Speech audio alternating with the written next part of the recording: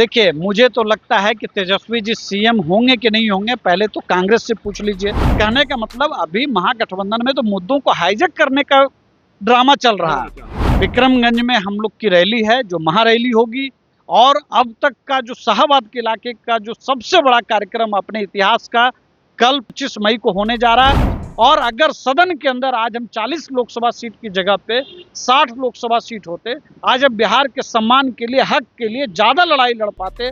शुरुआती 50 साल में डिफरेंट कारणों से, तरीकों से बिहार को के संसाधन को लूटने का काम कांग्रेस की सरकार ने किया।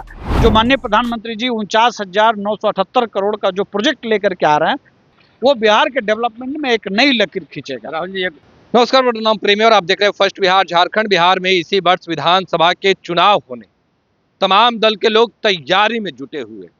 देखिए, हमारे साथ राहुल कुमार आरएलएम के प्रदेश प्रवक्ता है। उपेंद्र कुशवाहा की क्या तैयारी चल रही है, क्योंकि चुनाव होने, तमाम दल के लोग मैदान में, तमाम चीजों को लेकर बात करेंगे। फिलहाल कैसे हैं?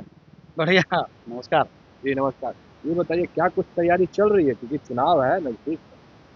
देखिए, अभी तो हम लोग का कोई अलग से कोई चुनाव की तैयारी नहीं हो रही है, क्योंकि हम लोगों ने एनडीए का जो जिलावार कार्यकर्ता सम्मेलन था, उसमें हम लोगों ने बहुत शानदार तरीके से शिरकत किया। लेकिन मैं आपसे एक बात जरूर कहूँगा कि कल शाहबाद में विक्रमगंज का जो इलाका है, वहाँ पे हमारे नेता, राष्ट्रीय अध्यक्ष माननीय उपेंद्र कुशवाहा जी ने एक नई लड़ाई लड़ने का फैसला किया है पूरे बिहार के लिए, लेकिन जिसकी शुरुआत हम लोग शाहबाद के क्षेत्र से कर रहे हैं। संवैधानिक अधिकार परिसीमन सुधार, और ये लड़ाई इस रूप में है कि पिछले 50 साल से जो आबादी के अनुसार बिहार को जो लोकसभा सीटों का मिलना चाहिए था, जो परिसीमन आयोग हर जनसंख्या की गिनती के बाद जो आबादी की जो होती है, उसके बाद जो आंकड़े आते हैं, उसके आधार पर एक परिसीमन आयोग बनाने का संविधान में एक प्रावधान है। लेकिन उसको 1976 में तत्कालीन प्रधानमंत्री इंदिरा गांधी जी ने उसको 25 साल के लिए फ्रीज कर दिया। और इसका नुकसान बिहार को ये हुआ है कि पिछले 50 साल से बिहार की लोकसभा सीटों में कोई बढ़ोतरी नहीं हुई है। लेकिन ये सवाल इसलिए है प्रेम जी, क्योंकि संविधान हमको एक व्यक्ति, एक वोट और एक मूल्य का अधिकार देता है। आज जो साउथ के राज्य हैं, चाहे वो कर्नाटक हो, तमिलनाडु हो, आंध्रा हो या केरल हो, या इस तरह के जो भी राज्य हैं, तेलंगाना है, वहाँ पे औसतन 21 लाख आबादी पर एक लोकसभा सीट है। लेकिन बिहार हो या जो उत्तर भारत के जो राज्य हैं, जो हिंदी पट्टी के जो राज्य हैं, वहाँ पे लगभग 31 लाख है, 31 लाख पर एक लोकसभा सीट है। इसका मतलब है कि वहाँ एक सांसद चुनने के लिए आपको 21 लाख व्यक्ति की जरूरत है, यहाँ पे 31 लाख की जरूरत है। तो हमारे नेता ने जो बिहार के साथ जो ये भेदभाव पिछले 50 साल से तत्कालीन प्रधानमंत्री इंदिरा गांधी जी की वजह से जो हुआ है, 42वां संविधान संशोधन किया गया इस देश के अंदर, और उसमें आपातकाल का दौर था, किसी विपक्ष से राय नहीं ली गई और उन्होंने मनमाने तरीके से इसको लागू किया। और उसका नुकसान ये हुआ कि जो 51 है, 61 है या 1971 में जो परिसीमन आयोग बना, ये संवैधानिक आयोग बनता है, इसके जो सुझाव होते हैं उसको आप खारिज नहीं कर सकते। उन तीनों आयोग के सुझाव की वजह से लोकसभा सीटों की संख्या बढ़ी थी। लेकिन आज जो आबादी के आधार पर अगर हम देखें, तो अगर 21 लाख और 31 लाख को अगर हम देखते हैं, तो मोटे तौर पर हमें 20 लोकसभा सीटों का आज हमें नुकसान हो रहा है। 20 लोग, बिल्कुल 20 लोकसभा सीटों का नुकसान आज बिहार को हो रहा है।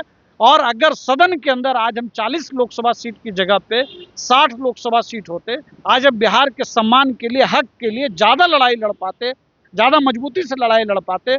हमारे नेता माननीय उपेंद्र कुशवाहा जी सिर्फ चुनाव की राजनीति नहीं करते हैं, बल्कि बिहार के हक और सम्मान की लड़ाई लड़ते हैं। हक और सम्मान की बात करें, पर शाहबाद क्षेत्र में ये महारैली करने जा रहे हैं आप लोग, क्या लग रहा है, कैसा रिस्पांस मिलने वाला है? तैयारी? देखिए, विक्रमगंज में हम लोग की रैली है, जो महारैली होगी, और अब तक का जो शाहबाद के इलाके का जो सबसे बड़ा कार्यक्रम अपने इतिहास का कल 25 मई को होने जा रहा है।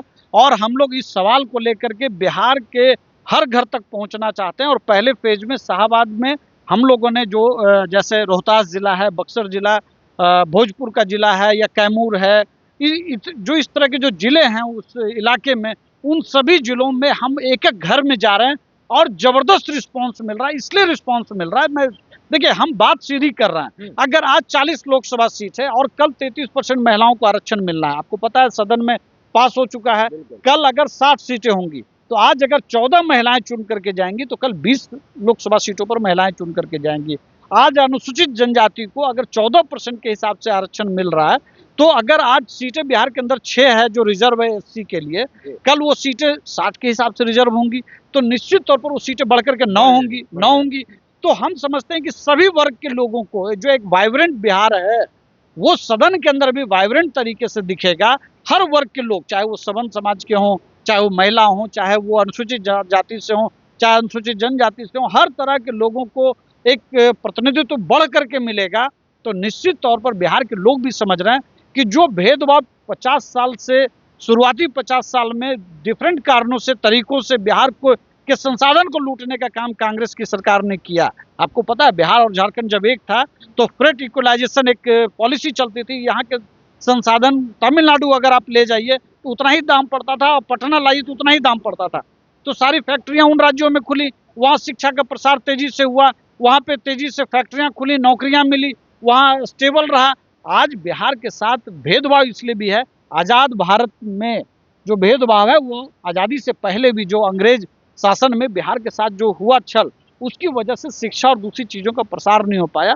आज आपको भी पता है कि इंटरमीडिएट हो या ग्रेजुएट की जो लड़कियां पढ़ चुकी हैं, वो अब कम बच्चे पैदा कर रही हैं। निश्चित तौर पर हम लोग आने वाले दिनों में जनसंख्या नियंत्रण पर भी काम कर रहे हैं। जनसंख्या नियंत्रण पर जो काम कर साउथ का जो आरोप है कि हम लोगों ने ठीक से नियंत्रण कर लिया, लोग तो भाई जब उनकी आबादी बढ़ रही थी तो उन्होंने थाली में खाना खा लिया, उनकी लोकसभा की सीटें बढ़ गई, और जब हमारा हिस्सा आया तो उन्होंने मना कर दिया।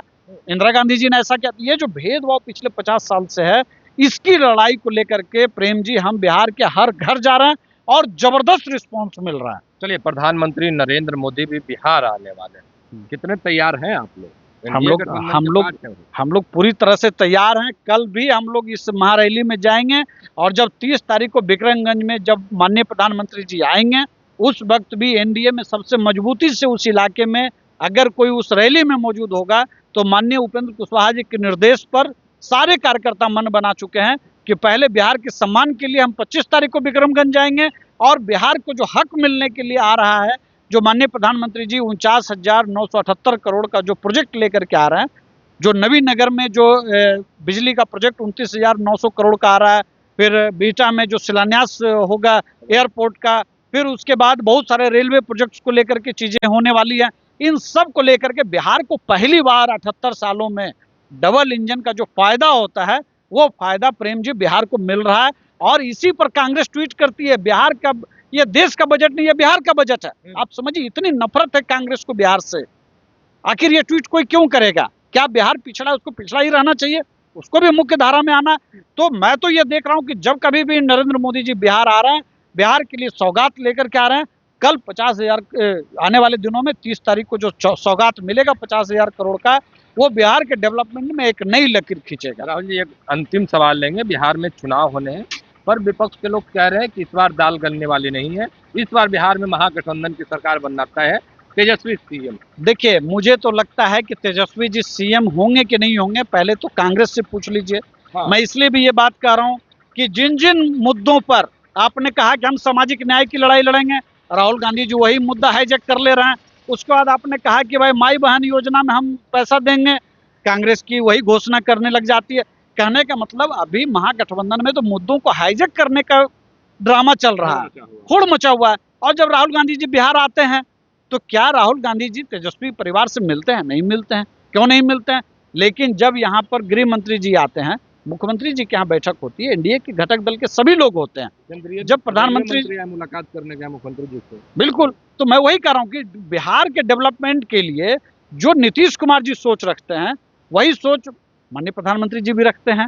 और जो सामाजिक न्याय से लेकर के तमाम, चाहे वो कॉलेजियम सिस्टम और तमाम चीज़ों से कि बिहार को हम कैसे एक बेहतर दिशा दें, उसमें माननीय उपेंद्र कुशवाहा जी का भी योगदान है, उसमें चिराग पासवान जी का भी योगदान है, उसमें मांझी जी का भी योगदान है। इंटैक्ट है एनडीए, सीमेंटेड है, और 225 सीट का जो लक्ष्य हमने रखा है, मुझे पूरा भरोसा है कि उपेंद्र कुशवाहा जी के सहयोग से वो भी हम लक्ष्य हासिल करेंगे। चलिए, 225 सीट का जो लक्ष्य है वो हासिल करेंगे, पर कल शाहाबाद क्षेत्र में महा रैली होने जा रहा है। प्रधानमंत्री नरेंद्र मोदी के अभी गर्म जोशी के साथ जो उपेंद्र कुशवाहा के पार्टी के लोग हैं, समर्थक हैं, वो करने जा रहे हैं। देखिए, तेजस्वी यादव पर भी खूब गर्जे हैं, क्या कुछ करे थे, वो तमाम बयान हमने आपको सुनवाया है। फिलहाल के लिए इतना ही। अब बने रहे फर्स्ट बिहार झारखंड के साथ। धन्यवाद। नेताजी सुभाष मेडिकल कॉलेज एवं हॉस्पिटल में उपलब्ध है रेडियोलॉजी की अत्याधुनिक एवं उन्नत सेवाएं। 4D अल्ट्रासाउंड एवं साउंडलेस 1.5 टेस्ला एमआरआई जैसी हाईटेक जांच उपकरणों से सटीक जांच के साथ कुशल डॉक्टर्स के द्वारा समुचित उपचार की सेवाओं के लिए NSMCH, अम्हारा, बिहटा, पटना। जन्मजात समस्याएं नवजात शिशु और छोटे बच्चों में बहुत आम है। नेताजी सुभाष मेडिकल कॉलेज एवं हॉस्पिटल इन समस्याओं के निदान में अहम भूमिका निभा रहा है। बाल रोग विशेषज्ञ के द्वारा लेप्रोस्कोपी के साथ सभी प्रकार की सर्जरी की सुविधा। NSMCH, अम्हारा, बिहटा, पटना।